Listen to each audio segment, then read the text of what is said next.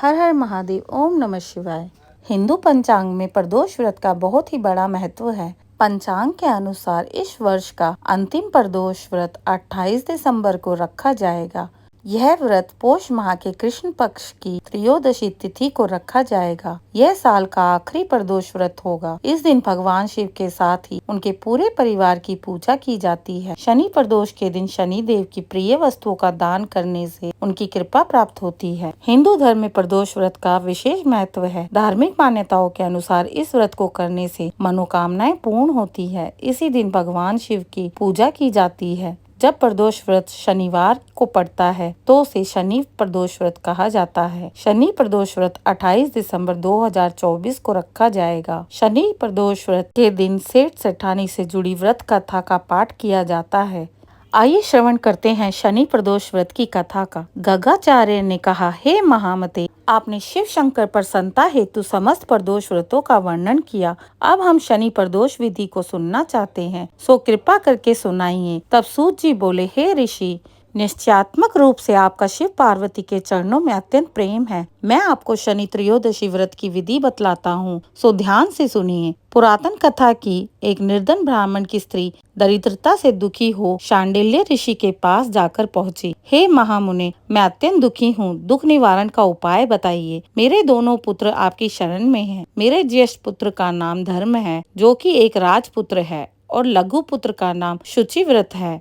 हम बड़े ही निर्धन हैं, आप ही हमारा उद्धार कर सकते हैं। इतनी बात सुन ऋषि ने शिव प्रदोष व्रत करने को कहा। तीनों प्राणी प्रदोष व्रत करने लगे। कुछ समय पश्चात प्रदोष व्रत आया। तब तीनों ने व्रत का संकल्प लिया। छोटा लड़का, जिसका नाम शुचिव्रत था, एक तालाब पर स्नान करने को गया तो उसे मार्ग में स्वर्ण कलश धन से भरपूर मिला। उसको लेकर वह घर आ गया। प्रसन्न हो माता ने कहा कि माँ, यह धन मार्ग से प्राप्त हुआ है। माता ने धन देकर शिव महिमा का वर्णन किया। राजपुत्र को अपने पास बुलाकर बोली, देखो पुत्र, यह धन हमें शिव जी की कृपा से प्राप्त हुआ है। अत्ते प्रसाद के रूप में दोनों पुत्र आधा आधा बांट लो। माता के वचन सुन राजपुत्र ने शिव पार्वती का ध्यान किया और बोला, पूज्य, ये धन आपके पुत्र का ही है, मैं इसका अधिकारी नहीं हूँ। मुझे शंकर भगवान या माता पार्वती जब देंगे तब मैं लूंगा। इतना कहकर वह राजपुत्र शंकर जी की पूजा में लग गया। एक दिन दोनों भाइयों को परदेश भ्रमण का विचार हुआ। वहां उन्होंने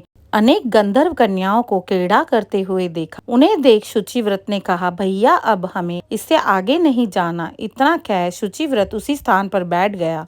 परंतु राजपुत्र अकेला ही स्त्रियों के बीच जा पहुंचा। वहां एक स्त्री अति सुंदरी राजकुमार को देख मोहित हो गई और राजपुत्र के पास पहुंचकर कहने लगी कि हे सखियों, इस वन के समीप ही जो दूसरा वन है, वहां पर अलग अलग तरह के पुष्प खिले हैं। बड़ा सुहावना समय है, उसकी शोभा देखकर आओ। मैं यहाँ बैठी हूँ, मेरे पैर में बहुत पीड़ा है। यह सुन सभी सखियां दूसरे वन चली गयी। वह अकेली सुंदर राजकुमार की ओर देखती रही। इधर राजकुमार उन्हें निहारने लगे। युवती बोली, आप कहाँ रहते हैं? वन में आप कैसे पधारे? किस राजा के पुत्र हैं? आपका क्या नाम है? राजकुमार बोले, मैं विदर्भ नरेश का पुत्र हूँ, आप अपना परिचय दे। युवती बोली, मैं बिद्रविक नाम गंधर्व की पुत्री हूँ। मेरा नाम अंशुमती है। मैंने आपकी मन स्थिति को जान लिया कि आप मुझ पर मोहित हैं।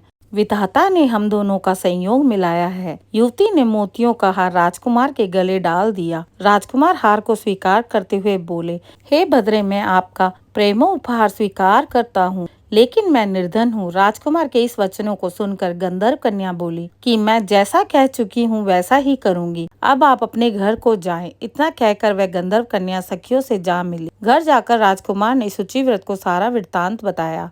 जब तीसरा दिन आया तो राजकुमार शुचिव्रत को उसी वन में लेकर जा पहुंचा। वहीं गंधर्व राज अपनी कन्या को लेकर आ पहुंचे। इन दोनों राजकुमारों को देख आसन दे कहा कि मैं कैलाश पर गया था। वहां शंकर जी ने मुझसे कहा कि धर्मगुप्त नाम का राजपुत्र है, जो इस समय राज्य विहीन निर्धन है, मेरा परम भक्त है। हे गंधर्व राजा, तुम उनकी सहायता करो। मैं महादेव की आज्ञा से मैं अपनी कन्या को आपके पास लाया हूँ। आप इसका निर्वाह करें। मैं आपकी सहायता कर आपको राजगद्दी पर बिठा दूंगा। इस प्रकार गंधर्व राज ने कन्या का विधिवत विवाह कर दिया।